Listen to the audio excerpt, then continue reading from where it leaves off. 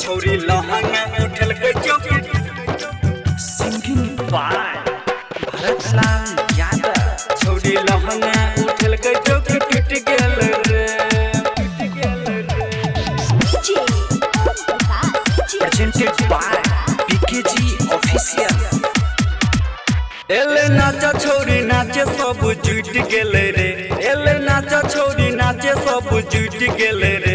छोरी लहंगा उठल के चौकी टूट गेले रे, छोरी लहंगा उठल के चौकी टूट गेले रे। किस्मत कुमार का के फूट गेले रे, हे किस्मत कुमार का के फूट गेले रे।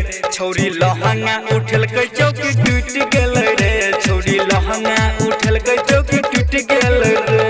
बुझली रे छोरी लहंगा उठल के चौकी, छोरी लहंगा उठल के चौकी टूट गेल रे। presented by PKG Official।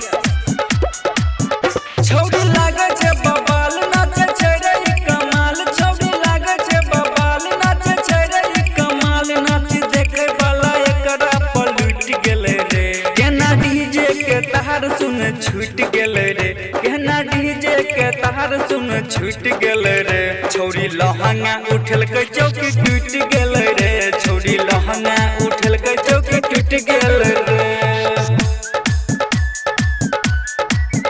छोरी लहंगा उठल के चौकी, छोरी लहंगा उठल के चौकी टूट गेल रे, टूट गेल रे। presented by PKG Official।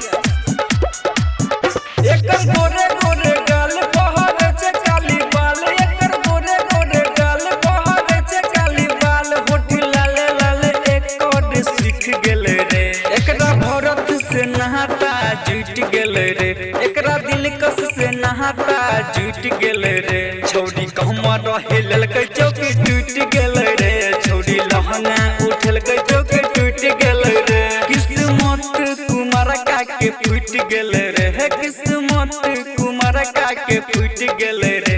छोरी कमर हिलल के चौकी टूट गेले रे, छोरी कमर हिलल के चौकी टूट गेले रे। presented by PKG Official।